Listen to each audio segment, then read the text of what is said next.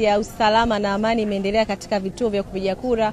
Wingi wa wananchi umeendelea kujitokeza katika maeneo mbalimbali ambayo umepangiwa au umejiandikisha kupiga kura kutimiza haki yao kikatiba kuchagua viongozi wanaowataka. Na hapa nipo katika kituo cha kupigia kura cha jimbo la Kwahani Kariakoo ndani ya viwanja vya kufurahishia watoto ambapo mgombea wa Chama cha Mapinduzi Dr. Hussein Ali Mwinyi naye atapiga kura katika kituo hiki.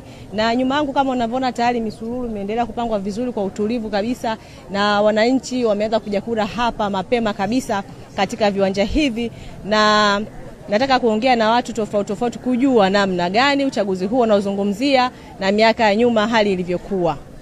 Na kwa faida ya watazamaji, jina lako nani na umekuja kutimiza haki yako kikatiba, hali ya uchaguzi unaionaje hapa nchini kwetu? Kwa jina naitwa Machano Haji Machano, nikitokea katika jimbo la Kwahani. Mpaka sasa hali ya upigaji kura katika jimbo la Kwahani inaendelea vizuri. Vituo vingi na vimefunguliwa mapema sana. Wapigaji kura ni wengi na wamejitokeza kutekeleza haki yao kikatiba mapema, na mpaka sasa hivi inaendelea vizuri na upigaji kura unaendelea vizuri. Asante sana. Bado na mama mwingine hapa na yeye amekuja kujitokeza kupiga kura kuchagua viongozi wanaotaka baada ya kusikiza sera za viongozi wa vyama mbalimbali hapa nchini. Naam, kwa faida ya watazamaji, jina lako na utuambie hali ya uchaguzi unaionaje ya ulinzi na usalama katika eneo hili la jimbo la Kwahani. Naitwa Fatma Mohamed kutoka jimbo la Kwahani. Hali ya uchaguzi iko vizuri, inaendelea vizuri. Nashukuru Mungu, alhamdulillah, bila mgogoro wote. Unani cha kuambia wananchi wenzako? Na pia wajitokeze kwa wingi kuja kupiga kura kwa sababu ni haki ya msingi.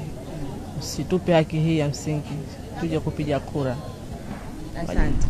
Ikumbuka kwamba kwa upande wa Zanzibar kwa nafasi ya ugombea wa rais wapo wagombea wa vyama 11 na tayari ratiba yao ya kupiga kura wagombea hao imeshawekwa wazi na Tume ya Uchaguzi Zanzibar.